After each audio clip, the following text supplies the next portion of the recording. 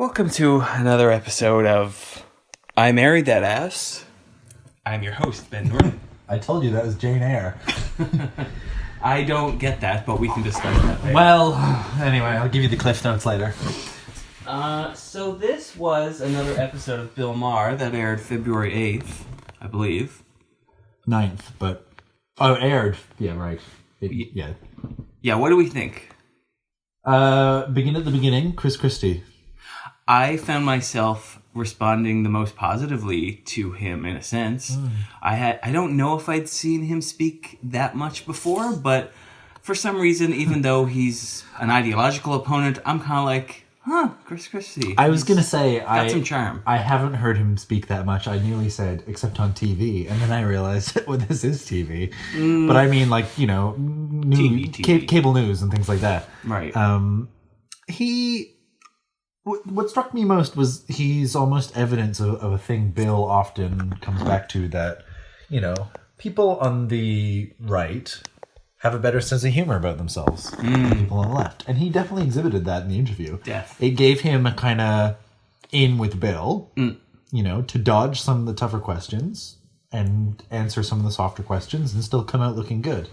Yeah, I thought it was an interesting discussion, even though, you know, just to kind of glimpse him as a politician. Yeah, he and Mike Huckabee are kind of like that. It's like they're very like, they could be, you know, right-wing dominionists, but, you know, who cares? They're pretty... Yeah, like John Kasich is too busy tripping over his ideology every time he's on Bill Maher, you know? Ugh, yeah. Yeah. So Howard Schultz wannabe. So, yeah, he gave a good account of himself, I thought. And that was an interesting way to start the episode. Then we get into the panel. Yeah. Some nice sparks there between Jack Kingston and Malcolm Nance. Yeah, overall. I felt Miss Bertrand was...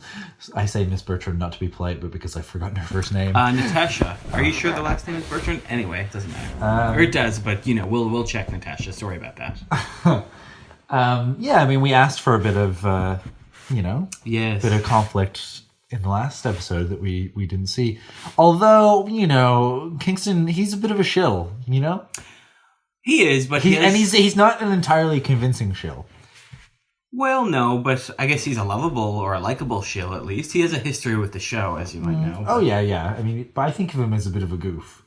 Yeah. Yeah, I mean, he's okay. I mean, for what he is, you know? And then also, on the other hand, Malcolm Nance is like, he's a guest that also has a bit of a history with the show. I think of him as maybe thinking he's, like, piffier than he is. Maybe. Like, I wasn't a big fan. He tries to, like, time these death blows, you know, in the discussion, and they always end up, to me, seeming a little bit flat. You know? He's okay. I guess I just don't get, at least in the sense of his presentation in this episode, I don't get a whole lot of independent, zesty thinking from him. I get mostly like, okay, this is basically someone who is a relatively party line Democrat, or you know, or he's like, when I was in the military, hey, I was in the military. Yeah, I'm a spy. Basically, I'm a spy. Hey, did I tell you that? Yeah, you know, and yeah, it's a little like, one. That's, you know. When can we dispense with this idea that just because you were something, you're an expert in that thing? You know? Oh, totally. You know, experience has taught me that that's not always the case. Yeah. Yeah. I mean, it was a tough week for Bill to moderate in the sense that I think he had like 3 big things he wanted to get to. You know, like there was the Jeff Bezos thing. Yes. State of the Union. And he wanted to have fun with Eric Idle. Well, I mean, he got to do that. But yes. Oh, was there another one? Or? We'll get to that. I've forgotten now. Anyway. Well, I mean, those are the 2 big ones. Yeah, Jeff Bezos. I mean, interesting. Oh, the other thing was the Virginia blackface thing. Yeah.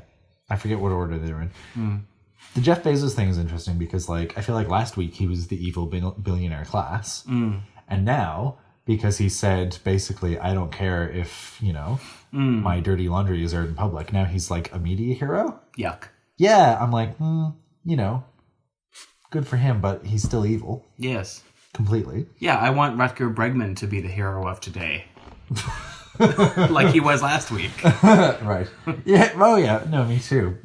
It's it's like, he's the oligarch who owns a newspaper, and it may be the one that we find least ideologically objectionable, but that's just cover for his own, horribleness in his personal life and business practices.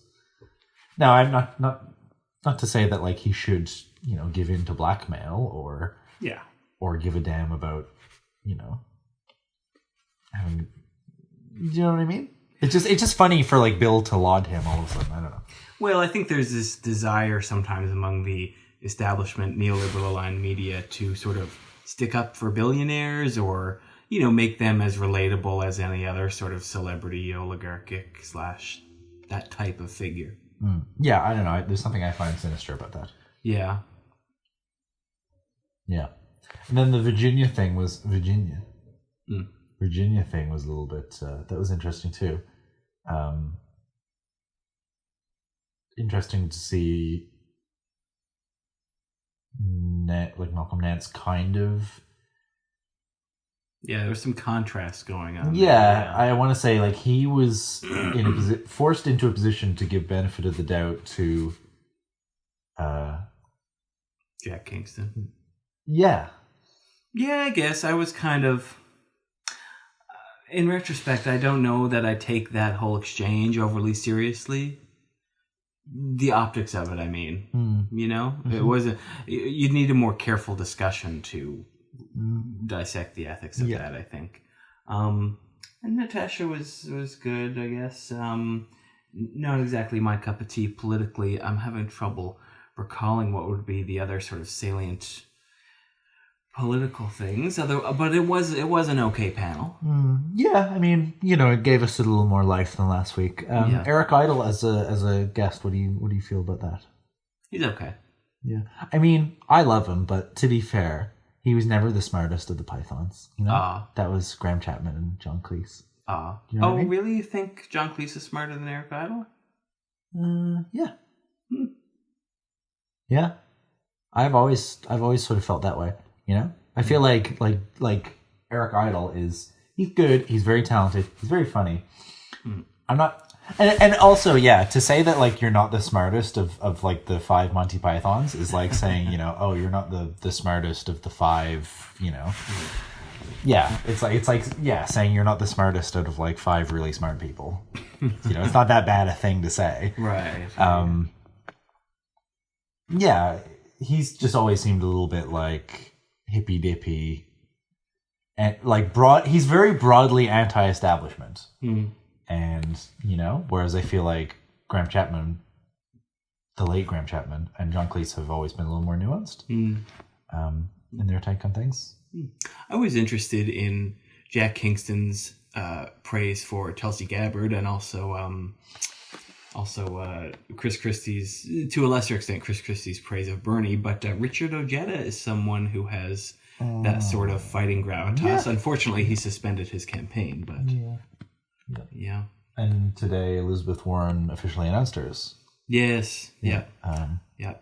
If I ever do speak to Marianne Williamson, I don't know if you saw this, but like the superdelegate rule comes back into effect if the first candidate does not win 55%. Yep. So that's sort of a bit of a drag on Bernie's chances. Sure, yeah. No one is really talking about it outside of, Nomiki Konst and DSA types. Yeah, I mean, as we continue with these real-time reviews and we get closer to the Democratic primaries, I mean, you and I have discussed, we're going to need some sort of like war room, giant poster of all these like myriad politicians, because it's going to be so hard to keep track of all their names, stances on things, connections with each other. I'm into doing that. I don't know. How do you feel?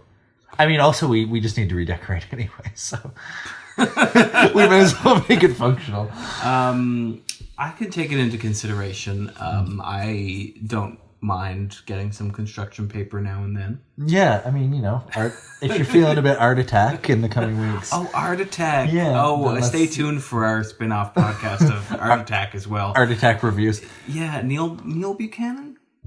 Yeah, Neil Buchanan. Could That was be. his name. Could Yeah, be. he was a cool guy. Yeah. What else? Do we have any lingering or final thoughts? I mean, the fashion seemed pretty. Oh, it was a week where it was pretty clear cut in Bill's favor. I did like Chris Christie's tie, but I thought his suit wasn't very flattering. It could have done him a lot of favor. It could have been cut much nicer. Right. Otherwise he was a strong contender. Right. But yeah, Bill has it this week for sure. Right. Kingston just looked like just another boring milquetoast Republican with the stripy tie and the dark suit. Yeah. Nance the goldenrod colored tie. Maybe it just didn't appear well on camera, but Nance could have. Well, it seemed a little iridescent. Yeah. A little bold. Overall, it was a fine episode. Was it a great episode? I don't know. I mean, I don't think I think I gave the Ann Coulter episode an A-, and that was more like, whereas this, I like the Chris Christie interview and I like the Sparks on the panel, but I didn't exactly. It was a fine episode. It wasn't necessarily a memorable episode. I would call this maybe B. Oh, okay. Yeah, I was gonna say maybe B+, but that sounds reasonable. Anyway, we shall see how things progress. And I'm telling you, Marianne Williamson could win. Probably not, but we shall see. Good night.